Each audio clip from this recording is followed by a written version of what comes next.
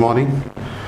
Good morning, Emeritus Sonkar sir, Provi Kapoor sir, Saxena sir, and ND Soni sir. Today's postgraduate combined round is 8th in that series and is on the Pandora's box of our body. Departments residents will be discussing their perspective on acute abdomen. The moderator for today's PGCR is Dr. Sandesh Gupta from the Department of General Medicine. Now I'd like to invite Dr. Sawan from General Medicine to start the PGCR. Good morning, respected faculty members, teachers, and my dear colleagues. I will be discussing Introduction to Acute Abdomen. Definition: an acute attack of abdominal pain that may occur suddenly or gradually over a period of several hours. Patient presents symptom complex that possibly threatens life, demands an immediate or urgent diagnosis for early treatment. Mostly due to an inflammation, infection, hemorrhage, ischemia, obstruction, and perforation. Various character of pain. Kolki pain is due to spasm of a smooth muscle in a hollow viscous organ. Pain is sharp, intermittent, gripping-like pain which comes suddenly and disappears suddenly, like in biliary colic, renal and urinary colic, and intestinal colic. In cholecystitis, the lacking pain present with persistent and less intense pain in visual organ. Sharp pain, sudden and intense pain that similar to be stabbed by a sharp object like torsion of testes. Burning pain feels like a heat or burning sensation caused by a contact with a hot object like in peptic ulcer and reflux esophagitis. Stabbing pain is sudden, severe, sharp and localized, often felt with movement or pressure like in acute perforated peptic ulcer. Shooting pain is sudden, intense pain that radiates along a nerve pathway like in radicular pain. Shifting pain initially felt around the umbilicus, then it radiates to the right iliac fossa due to parietal peritonitis like in acute appendicitis. In peptic perforation, there will be a radiating pain. Pain is first complained at the region of the affected organ and it radiates to the another region. Referred pain. Pain is felt at some other region having the same segmental innervation as the site of lesion like in acute cholecystitis. Cramping pain is due to a muscle contraction or spasm like in dysmenorrhea. Thrombing pain is steady, rhythmic pulsing pain often associated with vascular issues or inflammation like in pyogenic abscess. Scalding pain is a type of burning sensation which is felt during maturation like in cystitis and acute pyelonephritis. These are the most common causes of acute abdomen which are arbitrarily divided into surgical causes, gynecological causes, medical causes and pediatric causes. Examination of abdomen. Patient should lie supine with legs extended. Abdomen exposed from nipple to mid-thigh. Abdomen divided into 9 regions by 2 vertical line and 2 horizontal line which is transpyloric and transtubercular. Vertical line starts from the mid-clavicle line to mid-inguinal point. Transpyloric line joining from both the sides of 9 tip of the costal cartilage. And transtubercular line joining from the both the sides of 2 inches behind from the anterior iliac superior spine. On inspection, we look for skin over abdomen. We look for any hyperpigmentation or hypopigmentation or discoloration over abdomen or redness or any bruising over the abdomen. Then we look for contour of abdomen. Flat and scaphoid abdomen is normal and distended abdomen is seen in 5 P's, which is flat, flatus, feces, fetus and fluid. Then we look for quadrant of abdomen moved equally with respiration. The abdominal moving is absent in diffuse peritonitis or in intestinal obstruction. Peristaltic movement is seen in abdomen is left to right or right to left in intestinal obstruction. Look for any pulsating swelling in aortic aneurysm patient. and inspect all hernial orifices like umbilical hernia, incisional hernia, inguinal hernia, and femoral hernia. On palpation, we examine hyperesthesia. Like in acute appendicitis, there will be hyperesthesia in the Seren's triangle, which is triangle formed by umbilicus, pubic symphysis, and anterior superior iliac spine. Then we examine for tenderness. Then muscular guarding. Muscular guarding is an voluntary contraction of the abdominal muscle by the patient due to fear of pain. Muscular rigidity is a reflex of the abdominal involuntary contraction of abdominal muscles due to a diffuse peritoneal inflammation. The question to the audience: what is the rebound tenderness?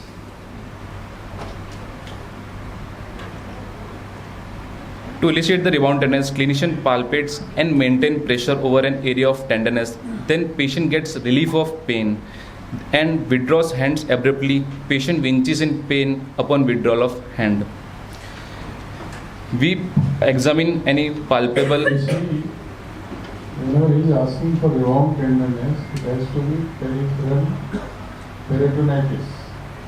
Unless the peripheral peritonitis is not there, there cannot be rebound tenderness. Once you press deeply and then release, and there is peripheral peritoneal irritation. It leads to the pain. So, rebound tenderness. Am I right? Retroperitoneum, distal peritoneum and parietal peritoneum. This is inflammation of the parietal peritoneum. This leads to the rebound tenderness. Yes. Then we examine for any palpable lump palpable in the abdomen, and we examine palpation of all hernial sites. On percussion, we perform shifting dullness. Shifting dullness is performed by percussion. Start from the midline and resonant note is heard, and move laterally towards the anterior superior iliac spine until the note becomes dull. Then ask the patient to lean laterally, and examined fingers should be on the same position and wait for 30 seconds. On percussion, resonant note is heard and the taste is positive. Flute thrill performed by patient head should be on midline of the abdomen, then taps on the flank while feeling on the other side of flank for the tap, and taste is positive. The image showing obliteration of liver dullness. Percussion start from second intercostal space in right midclavicular line, and resonant note will be heard. And moving downwards on the fifth intercostal space, note will be changed from resonant to dull note. If the note still persists, then gas under diaphragm for perforation can be suspected. You have to start off, you have to know why you are percussing the liver. And that unless you have that in mind, you will not be able to do a good percussion. So let's imagine that there's a patient here and you have a margin of the liver over here. You will start off from which end? Will you start from below upwards, or will you go from above downwards? Above downwards. That is the primary thing. And very often we see our residents and even students doing it is, this is the patient lying here, this is the patient this way. They'll start off this way and go up. No, it has to be from the, and from which intercostal space? Not the faculty, please. So it will have to be from the second intercostal space. Again, one of the major mistakes that you make is that you start percussing here to liver hota, yahan se cut kar diya, and that's when you start missing the things. You are not looking at something which is routine, you are looking for something which has to be looked at even if it's rare. So you start off with the second space and then you go down and continue till the percussion note is dull. And then you can come from below upwards to be able to identify the margin. That is the reason why we do a percussion of the liver, and we have to look for two things. Is the liver enlarged or is the liver shifted down? Again, they are the two things that come up from the percussion of the liver. Tenderness and all those things will come in, but the basics are that you have to start from the second space, go downwards, and then go from below upwards in the right iliac fossa upwards. It's again not the fossa, suprapubic region, you go upwards. And you have to distinguish between the enlargement and the shifting of the liver downwards. These are the two important things that you have to see.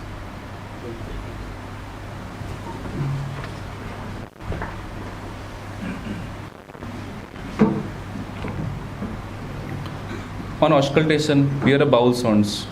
There are hyperactive bowel sounds, hypoactive bowel sounds, and silent abdomen.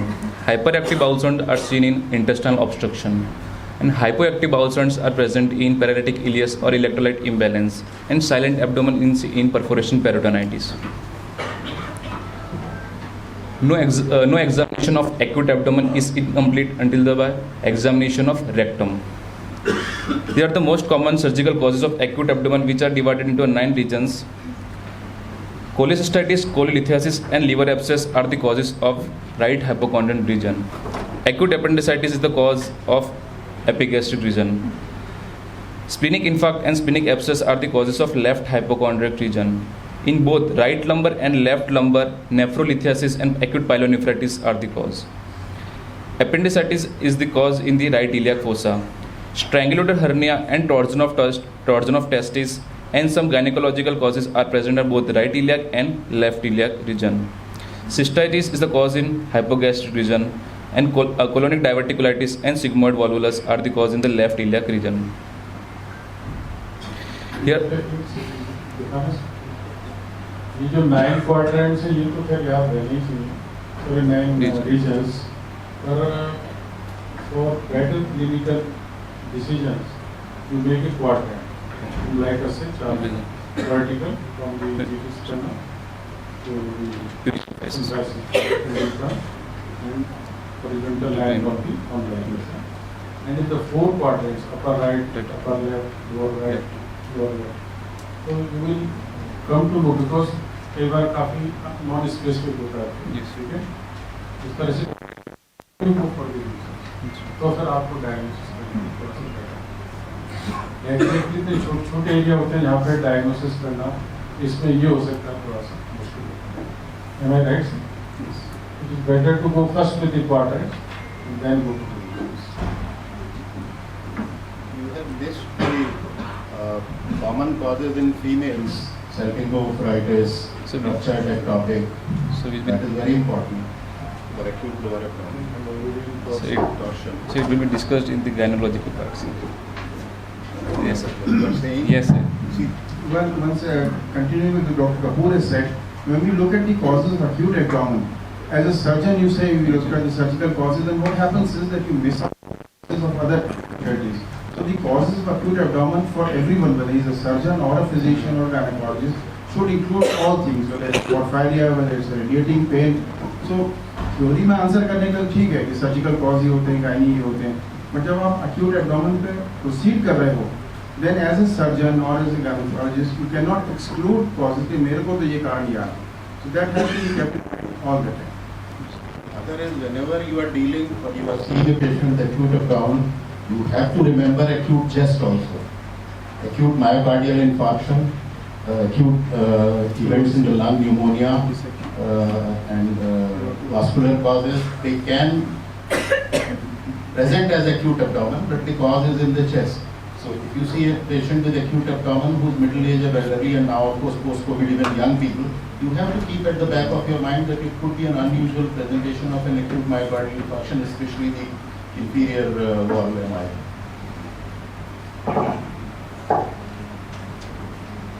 Now the clinical features of the surgical causes of acute abdomen. Cholecystitis with cholelithiasis. The question to the audience is, what is Sainz triad? The Sainz triad is gallstone, hiatus hernia and colonic diverticulitis. Patient present with pain in right hypochondrium and or epigastric region. The pain relates to the posteriorly on the right side between the at the inferior border of the scapula and sometimes related to the tip of the right shoulder. Murphy's sign Murphy's sign positive. Murphy's sign is examiner standing behind the patient sitting position on palpation, finger hooked under the right costal margin and ask the patient to take a deep breath. And patient catches his breath if gallbladder is inflamed and the test is positive. Boas sign is hyperesthesia between the 9th and 11th rib posteriorly on the right side. Colodocolithiasis with cholangitis.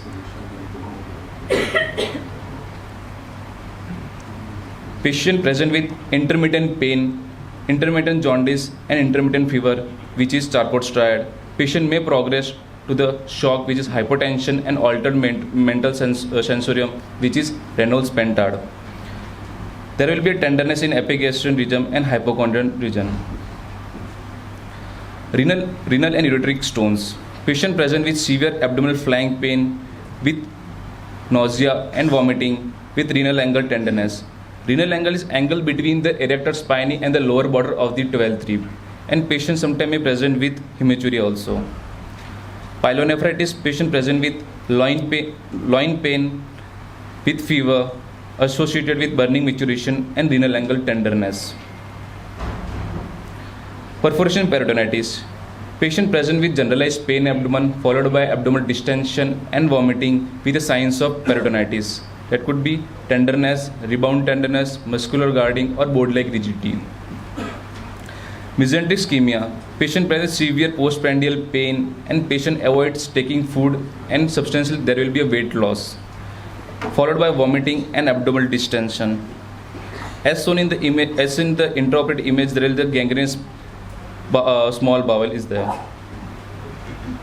Acute intestinal obstruction, the first complaint of the patient is constipation or obstipation, followed by pain abdomen with abdominal distension. Earliest feature of vomiting is present in small bowel obstruction, and the late feature will be in the large bowel obstruction. As the image showing, there is dilated bowel loop with the cause of intestinal obstruction. Appendicitis, there is a pain in lower abdomen with vomiting and fever, which is known as Murphy's triad. On examination, there will be tenderness and rebound tenderness on McBurney's point. McBurney's point is medial 2/3 and lateral 1/3 on the imaginary line from umbilicus to anterior superior iliac spine. Strangulate inguinal hernia, patient present with pain in inguinal region, with tense swelling in inguinal region, with severe tenderness, with skin changes over swelling, irreducible and without any expansile impulse on cuffing. What is the pathognomic feature of testicular torsion?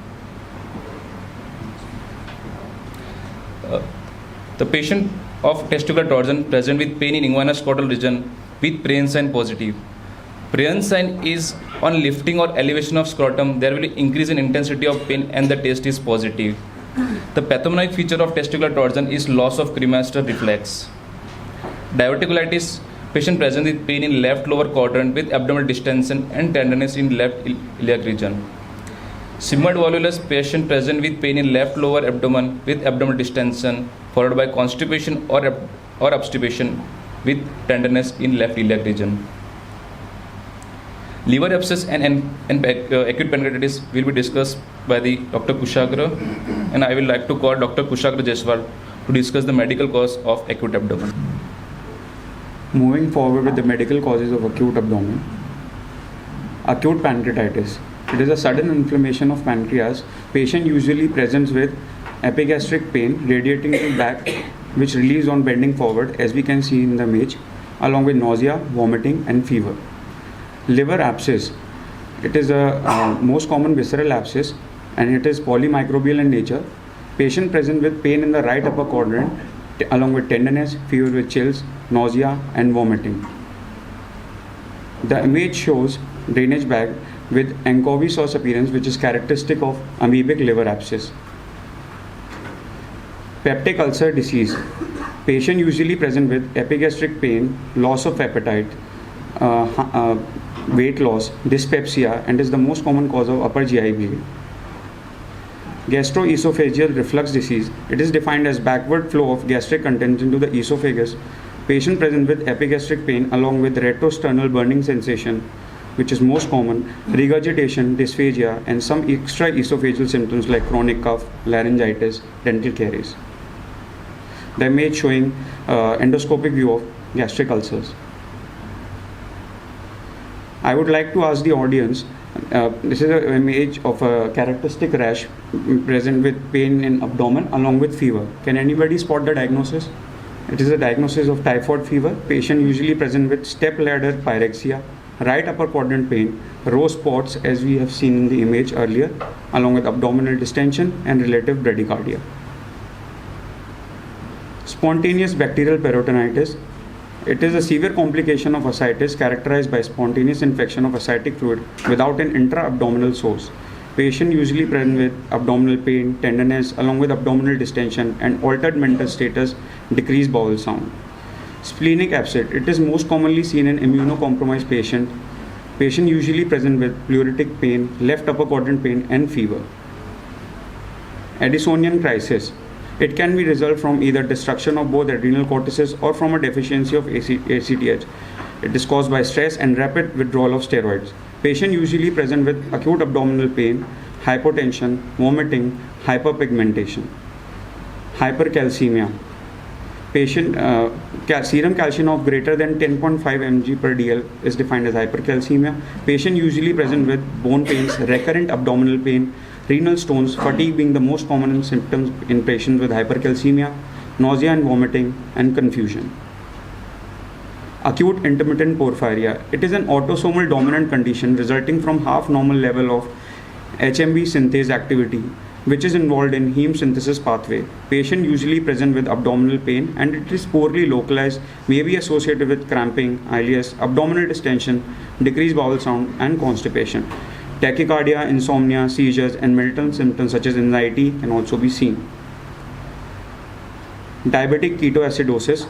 It results from absolute or relative insulin deficiency combined with counter-regulatory hormone excess. Patient present with acute abdominal pain, dehydration, vomiting, tachycardia, polyuria, and shortness of breath. The image shows the characteristic Kussmaul's respiration, which is a rapid, abnormal rapid deep breathing at a constant pace associated with metabolic acidosis. Irritable bowel syndrome. It is a functional disorder. Patient present with recurrent abdominal pain at least 1 day per week in last 3 months along with change in stool frequency and form.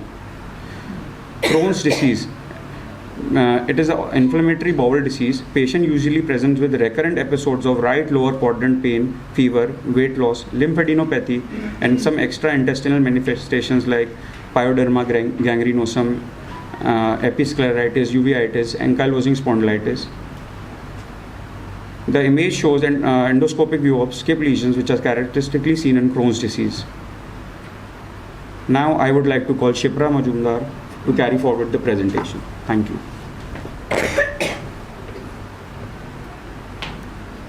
Good morning, everyone. Moving forward towards the common pediatric and neonatal causes of acute abdomen. The common neonatal causes of acute abdomen can be necrotizing enterocolitis, which is the most common GI emergency seen in neonatal ICU and is usually seen in very low birth weight and preterm infants. Most common site involved are the distal small intestine and proximal large intestine. Baby may present with a fulminant and rapidly progressive illness, which includes abdominal distension, erythema over the abdomen, and features of sepsis like lethargy, irritability, poor feeding, fever, respiratory symptoms, and poor perfusion may be present. A case of intestinal obstruction may present with recurrent episodes of excessive crying with bilious vomiting and abdominal distension. The common pediatric causes of acute abdomen are acute gastroenteritis, which may present with umbilical and paraumbilical region pain with vomiting and diarrhea. Urinary tract infections may present with dysuria, urgency and increased frequency, abdominal pain at the suprapubic region. A case of hepatitis may present with right hypochondrial pain, jaundice, high colored urine, and anorexia. Intussusception. Intussusception occurs when a portion of alimentary tract, that is the intussusceptum, gets telescoped into an adjacent segment, that is the intussuscipiens. The most common presentation is ileocecal and is seen between the age group of 5th month to 3 years of age. In typical cases, there is sudden onset severe paroxysmal colicky pain in a previously well child. The pain recurs at frequent intervals and is accompanied by straining efforts with legs and knee flexed and loud cries. A classical triad of pain, a palpable sausage-shaped mass, and bloody red currant jelly stools can be found.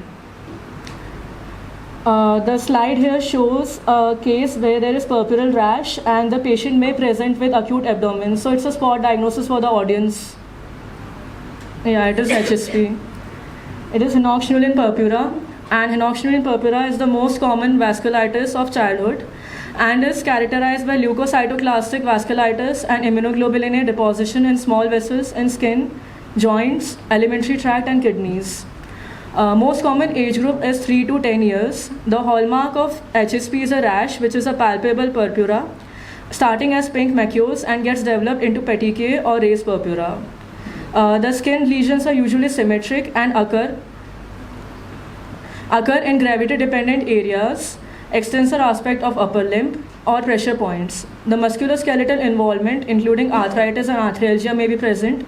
GI symptoms including abdominal pain, diarrhea, and vomiting is seen in 80% of the cases.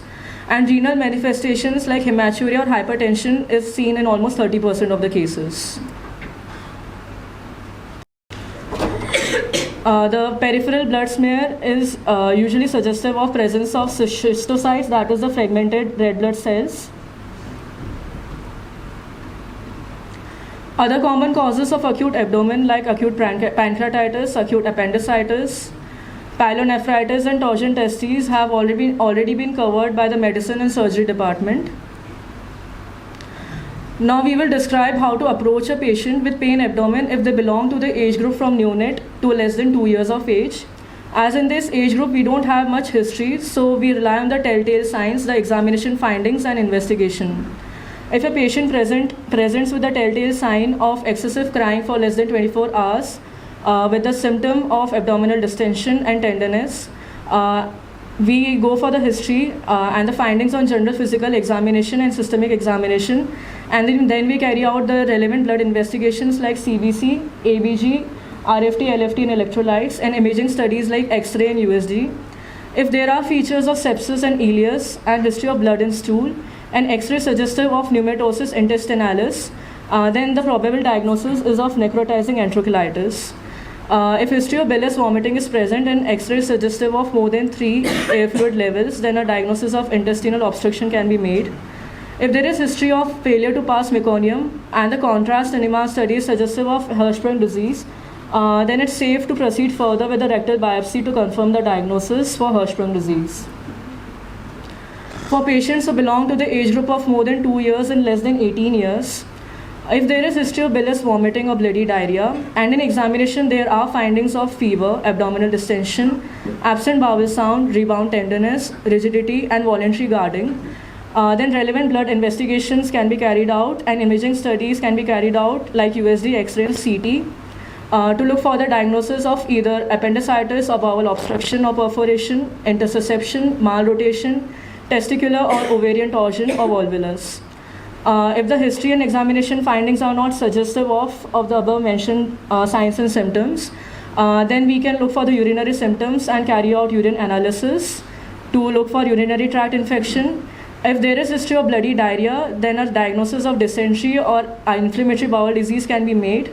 If there is no history of bloody diarrhea, then a diagnosis of viral gastroenteritis is made. If there is history of constipation and X-ray and CT are suggestive of so, then the history of constipation or bowel obstruction is made. Now I would like to invite Dr. Muskan Bhutia to carry forward with the OBGYN causes of acute abdomen. Moving forward with the gynecological causes of acute abdomen, these causes are broadly divided into obstetrical causes and gynecological causes. Obstetrical causes. Physiological causes include round ligament pain in pregnancy. Pathological causes include ectopic pregnancy, abortion, placental abruption, chorioamnionitis, red degeneration of fibroid, and uterine rupture. Gynecological causes. Physiological causes include Mitchelmer's pain, primary dysmenorrhea. Pathological causes include secondary dysmenorrhea, pelvic inflammatory disease, tubo-ovarian abscess, adnexal torsion, hemorrhagic ovarian cyst, or ovarian hyperstimulation syndrome. Can anybody tell the classical triad with which the ectopic pregnancy presents? Ectopic presents with the classical triad of amenorrhea, irregular bleeding, and acute onset of pain. It is usually associated with the symptoms contributing to hemoperitoneum like dizziness and syncope. On per abdomen examination, there is tenderness, guarding and distension. On per vaginal examination, there is tender adnexal mass and cervical motion tenderness can be present. Abortion. Patient presents with the complaint of vaginal bleeding after amenorrhea or positive pregnancy test. Patient also complains of pelvic pain and expulsion of product of conception. There is purulent foul-smelling discharge in case of septic abortion. On per vaginal examination, we should determine the status of the os, the size of the uterus, or if there is any tenderness present. This is an intraoperative image of a 25-year-old female presented with sudden and severe pain along with nausea, tachycardia and apprehension. She was wrongly diagnosed as acute pancreatitis outside at a private hospital. Can you guess the diagnosis? It is a case of adnexal torsion. On per abdominal examination, there was direct and rebound tenderness. On per vaginal examination, there was a large pelvic mass which helped in making the diagnosis. Again, here you have to remember that if the torsion is for a long time, Yes, sir. twisting or removal of torsion को ठीक करने Untwisting it. because the infarction and the ischemia has been so bad that you cannot save it. Okay? Then you have to do for Oophorectomy. But if it is the patient has come and diagnosed early, then you can save it. Yes, sir. Okay? Hemorrhagic. अगर आपने छोड़ दिया उसको torsion को correct करके Yes, sir. तो Oophorepex. yes, तो भी हो जा Oophorepex. सकता है patient. Yes. Hemorrhagic ovarian cyst. Patient usually presents with a sudden pelvic pain due to stretching of the ovarian capsule, followed by generalized abdominal pain after hemoperitoneum and associated dizziness and syncope. On per abdominal examination, there is significant tenderness and rebound tenderness. On per vaginal examination, a palpable mass and tenderness in fornices can be present. Acute pelvic inflammatory disease and tubo-ovarian abscess. Patient usually complains of acute pelvic pain along with systemic symptoms like fever. Purulent vaginal discharge can also be present. On per abdominal examination, direct and rebound abdominal tenderness is present. On per vaginal examination, cervical motion and bilateral adnexal tenderness is present in acute PID. Mass in cul-de-sac can be appreciated in tubo-ovarian abscess. Dysmenorrhea. Patient can present with recurrent pelvic pain with menses. There is normal pelvic examination. Approach of acute abdomen in a female of reproductive age group. All women presenting with acute abdomen in reproductive age group should be screened for pregnancy. If a patient comes with the complaint of amenorrhea after positive pregnancy test, if there is any enlarged uterus on per abdomen per vaginal examination, after USG scan we can give the diagnosis of abortion. If there is presence of symptoms contributing to hemoperitoneum, after USG scan we can give the diagnosis of ectopic pregnancy. If patient presents with fever and systemic symptoms, there is adnexal and cervical motion tenderness on per vaginal examination, and after USG scan and supportive investigations like CBC, CRP and vaginal swab, we can give the diagnosis of PID. The patient presents with dysmenorrhea, dyspareunia and adnexal mass. We can give the diagnosis of endometriosis after imaging. If the patient presents with lower abdominal mass, if the mass is uterine in nature, it can be a degenerated myoma. We can give the diagnosis after imaging. And if the mass is adnexal mass, it can be an ovarian or a torsion of ovarian cyst. Good morning, respected teachers and my dear colleagues. I'll be discussing the role of radiology in acute abdomen. The different modalities used to diagnose a case of acute abdomen include X-rays, ultrasonography, CT, MRI, and others like MRCP, ERCP, or barium studies. The role of abdominal radiographs is that it is a screening modality. It is easily available and quick to perform. Along with AP supine X-ray of abdomen, X-ray chest PA view should also be done in cases of acute abdomen to rule out intrathoracic causes. Although abdominal X-ray have a limited role in recent times, few important indicators are as follows. First is pneumoperitoneum. The most important sign of pneumoperitoneum is gas under the diaphragm, which appears as radiolucency under right dome of diaphragm, forming a crescent as low as 1 ml of gas can be seen on erect X-rays. I would like to ask the audience to spot the second image and give the diagnosis. What is this sign known as? Yes, this is the Wriggler sign, also known as double wall sign. It can be seen when gas is outlining both sides of the bowel, i.e. gas is present inside the lumen and in the peritoneal cavity, allowing good visualization of the bowel wall. It is seen with large amounts of pneumoperitoneum of more than 1000 ml. Another important indication for plain radiography is intestinal obstruction, which can be small and large bowel obstructions. In small bowel obstruction, multiple dilated loops measuring more than 3 cm are predominantly seen in the center of the abdomen with complete valvular convenitis and may give the coiled spring appearance. In large bowel obstruction, dilated bowel loops measuring more than 6 cm are seen at the periphery of the abdomen with incomplete haustral pattern. On X-ray erect abdomen, multiple air fluid levels more than 3 in number and more than 2 cm in height are highly suggestive of intestinal obstruction. The stepladder pattern of air fluid levels from left upper to right lower quadrant is also evident of intestinal obstruction. Another one of the common causes of bowel obstruction is volvulus, which can be detected on abdominal X-rays. In cecal volvulus, there is marked distension of the large bowel loop, with its long axis extending from the right lower quadrant to the epigastrium or the left upper quadrant. The caliber of the cecum should be more than 9 cm with maintained haustral pattern. In sigmoid volvulus, abdominal radiographs will show a large dilated loop of colon with specific signs such as the kidney bean sign, the Freeman-Dahl sign, which is 3 dense lines converging towards the site of the obstruction. There is absence of rectal gas, the liver is overlapped by the sigmoid colon, and a specific sign known as the northern exposure sign, which is on supine X-ray, the apex of the sigmoid colon is present above the transverse colon is seen. In mesenteric ischemia, there is marked edema of the bowel wall, leading to thickening of the haustra at regular intervals, which appears like thumbprints projecting into the aerated lumen, hence giving the name the thumbprinting sign. Another important sign is pneumatosis intestinalis, where the gas is present within the bowel loops and its wall. In necrotizing enterocolitis, which is a common cause of ischemia in pediatric age group, the following signs can be seen on abdominal X-ray.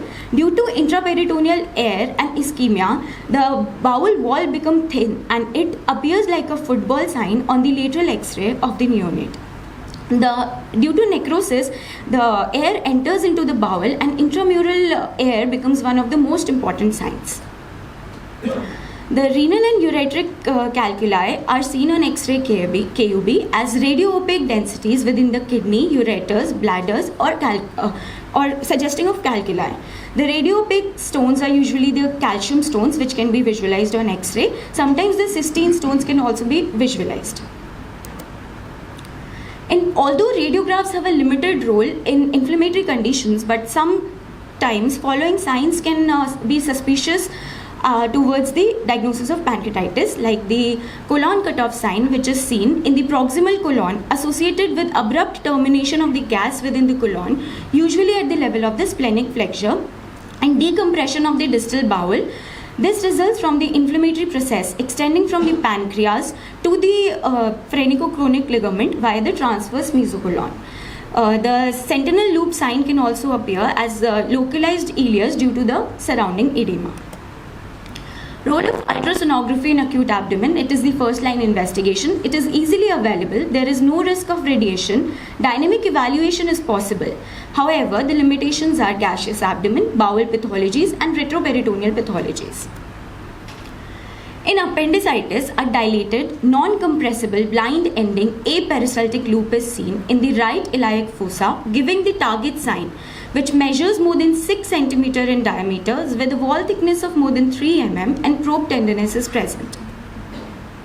In cholecystitis and cholelithiasis, ultrasonography is the investigation of choice. The gallbladder stones appears as echogenic foci with distal acoustic shadowing in the GB lumen. They may show gravity-dependent movement with change of position known as the rolling stone sign. On color Doppler, twinkling artifacts can be seen. If the GB wall is more than 4 mm in diameter, it is suggestive of cholecystitis. Ultrasonography can be used to differentiate different types of liver abscesses. Like pyogenic abscesses are usually small and multiple in clusters or scattered throughout the liver parenchyma. Amoebic abscess is usually round, hypoechoic with low level internal echoes and incomplete rib of edema around it. The hydrated abscess should show septated cyst with daughter cyst and echogenic material within the cyst. There can be a floating lily sign which is specific of the hydrated cyst.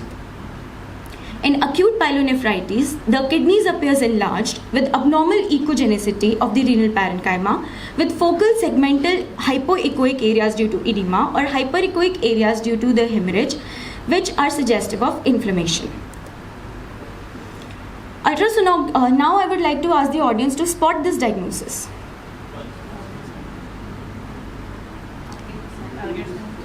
Yes, this is the target sign and the pseudokidney sign seen in the interception. These signs are specific and appears due to concentric alternating echogenic bands formed by the serosa and submucosa on the either side of the hypoechoic muscularis propria, where the compressed inner bowel loop, that is the interceptum, appears hyperechoic with fat in mesentery, and the edematous outer bowel loop is hypoechoic, which is the intersections. Specific conditions in females include ectopic pregnancy and the ruptured ectopic pregnancies, ovarian torsion, pelvic inflammatory diseases, and ovarian cysts. In ectopic pregnancy on transvaginal ultrasound, we'll find first empty uterine cavity and then an adnexal mass giving the tubal ring sign, which is a thick echogenic rim suggestive of a gestational sac in the adnexa. When the ectopic pregnancy ruptures, there is extensive hemoperitoneum and the loss of vascularity in the ovaries or the adnexa. In pelvic inflammatory diseases, multiple presentations can be seen, like the cervix can be bulky with multiple Nabothian cysts suggestive of cervicitis. There can be increased vascularity in the periuterine area suggestive of inflammation. In severe cases, hydrosalpinx can present, giving the cogwheel appearance due to the presence of the fimbriae in the fallopian tubes. In ovarian torsion, the ovaries are bulky with pushing of the follicles at the periphery and twisting of the pedicle. The pedicle on color Doppler gives the whirlpool sign. Usually, the venous supply is initially lost, and then in further case, the arterial supply is also lost. Multiple types of ovarian cysts can be diagnosed on ultrasonography. Now, the role of CT in acute abdomen. It has high accuracy, it confirms the diagnosis, it helps in identification of the site of the pathology, it is quicker than MRI, it has high sensitivity in diagnosing the bowel and retroperitoneal pathologies. CT abdomen for volvulus. The CT is the investigation of choice for volvulus. Sigmoid and cecal volvulus can be differentiated on the basis of absence of haustra in the sigmoid volvulus and the site of the dilated loop. Multiple signs pointing towards the volvulus is abnormal dilatation of the involved bowel loop causing closed loop obstruction. Most specific sign of volvulus is the whorl sign. The whorl is composed of spiraled loops of the collapsed cecum or the sigmoid colon with low attenuating fatty mesentery with enhancing engorged vessels which radiate from the twisted bowel. The bird beak sign is also significant of the site of obstruction. The CT findings of mesenteric ischemia are that there is thromboembolism of the vessels which can be seen with hypoattenuation of the bowel wall, pneumatosis intestinalis, there can be pneumatosis portalis also which can be seen in mesenteric ischemia. In pancreatitis, the typical findings is focal or diffuse parenchymal enlargement with changes in the density because of edema. There is indistinct pancreatic margins owing to inflammation. Surrounding retroperitoneal fat stranding can be seen. Other complications like pseudocysts can be seen. And the modified CT severity index can be used for assessing the severity of the disease. Thank you. I would now like to call Dr. Good morning, everyone. I'll be further acute abdomen. So the most common complaint to us in our OPD or abdomen and symptoms. First thing we do is check the vitals of the patient. In most of the cases, such patients will either be in shock or have unstable vitals. So we stabilize the patient by oxygenation of the patient, giving IV fluids, IV analgesics, and IV antibiotics if necessary. once our patient has been stabilized, or if it's already a stable patient, we go for a detailed history and examination of the patient. On the basis of these, we go for relevant and specific investigations. Firstly, laboratory investigations. That could be CBC, LFT, RFT, serum electrolyte, serum amylase, serum lipase. There are certain specific points we should be keeping in mind. That is, if we suspect a chest pathology, we should always prescribe an ECG. And if we have a female patient of a reproductive age group, we should never miss out on prescribing a UPT. To further confirm our diagnosis, we could go for radiological investigations such as X-rays. So, X-rays could be X-ray FPA erect or X-ray chest. On X-ray FPA erect, first thing, perforation peritonitis. We could see gas in perforation peritonitis. Once gas under diaphragm confirmed, we don't need to go for any further investigations. We directly take the patient to the OT after stabilizing the patient. Multiple air fluid levels, that is more than 3, if seen, it gives us an idea about intestinal obstruction. Cecal or sigmoid calculi can also be picked up on X-ray. On chest X-ray, again, perforation peritonitis due to the gas in the diaphragm can be confirmed, and other basal lung pathologies. After X-ray, if the diagnosis is not confirmed, we go for USG abdomen. Enormous information can be gathered through USG abdomen. Appendicitis. We can see a tubular, non-compressible structure which is more than 6 centimeters in length and more than 6 mm in diameter, which confirms the diagnosis of acute appendicitis. Certain hepatobiliary diseases such as cholelithiasis, choledocholithiasis and cholecystitis can be confirmed on the basis of USG. Liver abscess can also be confirmed on the basis of USG. Pancreatitis, though much information isn't provided through a USG, but still gives us a hint on the cause of pain abdomen. Certain obstetric and gynecological causes such as ovarian torsion, ovarian cysts, ectopic pregnancy or ruptured ectopic can be picked up on a USG. PID and hepatitis can also be diagnosed on the basis of a USG. If still we can't conclude our diagnosis, we can go for certain high investigations such as CECT whole abdomen. CECT has already been discussed in details by my colleague. There are certain pathologies which are only confirmed on the basis of CECT. That is mesenteric ischemia, which can be confirmed on the basis of CT angiogram. Appendicitis, if we can't come to a conclusion on the basis of a history, examination or USG, we can always go for a CECT in case of appendicitis, if we suspect appendicitis. Pancreatitis can be confirmed on CECT. Sigmoid or cecal volvulus is confirmed on CECT and intussusception too. Other specialized investigations such as RCP and intussusception can be confirmed on basis of these investigations. In case of CBD stone, impacted stone, MRCP and ERCP could be both diagnostic as well as therapeutic. And in case of gallbladder perforation, we could go for a MRCP which would confirm a diagnosis. This was a generalized overview on how we approach a patient who comes to our ER or OPD with a complaint of pain abdomen. Now I'd like to call upon Dr. Shirish Gupta sir, Professor and Unit Head, General Surgery. Good morning, sir. Today we have a brief discussion about the various causes of the acute abdomen, where are the signs and symptoms, how to diagnose. It is very difficult to cover the whole chapter of acute abdomen even in a conference of 3 days or 5 days. So it's very difficult to cover in 40 minutes. These are just brief glimpses which we have provided to you. I think it is very important that we set together all the departments together, because as sir has rightly pointed, that a surgeon might think only about the surgical causes of acute abdomen, he might not think about the other gynecological causes or the pediatric causes. And that is the beauty of this PGCR, that we are able to discuss among the various departments what could be the various causes of the same sign and symptom. And that is the beauty. And I would like to thank our emeritus chairperson sir, Dr. V.K. Kapoor sir, Dr. Soni sir and Dr. Jain sir to provide us a vast knowledge on these topics and to start this PGCR. Certain points which we must carry home after this PGCR is that a detailed history and clinical examination must in any case of any patient coming to the department, whether acute abdomen or any pathology, because that is going to pinpoint towards the cause of the pathology. Most of these acute abdominal conditions, they are emergencies, they are acute emergencies, they are unstable patients, and they have to be dealt with on an emergency basis.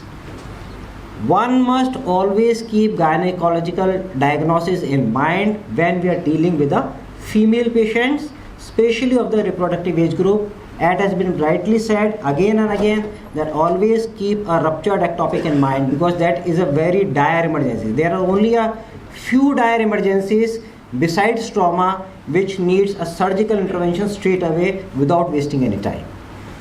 Age and sex of a patient, many times it will help us in reaching to a diagnosis. Abdomen, it is known to be a Pandora's box. There could be a myriad of causes for acute abdomen. So we must always have a holistic approach towards such patients.